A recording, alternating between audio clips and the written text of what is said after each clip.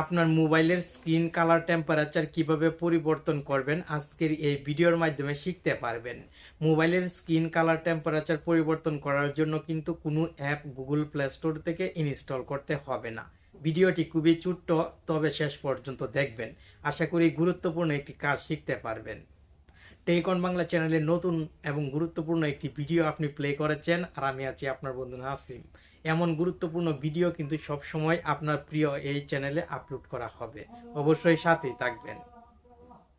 Alright, আপনার মোবাইলের display screen temperature পরিবর্তন করার জন্য প্রথমে আপনি সেটিংসে ক্লিক করবেন। সেটিংসে চলে আসার পর এখান থেকে ডিসপ্লে অ্যান্ড ব্রাইটনেস সেটিংসে ক্লিক করবেন। এখানে হিউজ পরিমাণ সেটিংস দেখতে পাবেন। আপনি নিচের দিক থেকে colour mode, screen colour mode, এই সেটিংসে ক্লিক করবেন।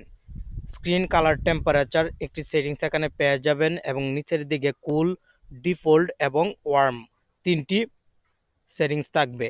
আপনি যদি এই বারটি বাম দিকে আঙ্গুল দিয়ে টান দেন তাহলে আপনার মোবাইলের ডিসপ্লে টেম্পারেচার কুল হতে থাকবে। আমি মনে করি প্রত্যেকটি মোবাইলের ডিসপ্লে টেম্পারেচার কুল করে রাখা প্রয়োজন। তাহলে আপনার মোবাইলের স্ক্রিনটি যখন দেখবেন তখন আপনার কাছে ভালো লাগবে, চোখে শান্তি অনুভব করবেন।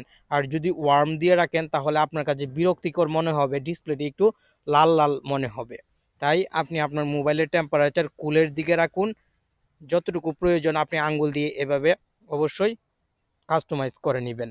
আপনি হয়তো বুঝতে পারছেন না কতটুকু স্ক্রিন কালার পরিবর্তন হয়েছে, তবে আমি নিজে অনুভব করতে পারছি আমার মোবাইলের স্ক্রিন টেম্পারেচার এখন আমার জন্য অনেকটাই সহনীয়। আশা করি এখনই আপনি স্ক্রিন কালার টেম্পারেচার আপনার ইচ্ছে মতন কাস্টমাইজ করে নেবেন। আজকের ভিডিওতে আমি চেষ্টা করলাম মোবাইলের স্ক্রিন কালার টেম্পারেচার কীভাবে পরিবর্তন করতে হয় দেখিয়ে দেওয়ার। আশা করি শিখতে পারলেন। ধন্যবাদ।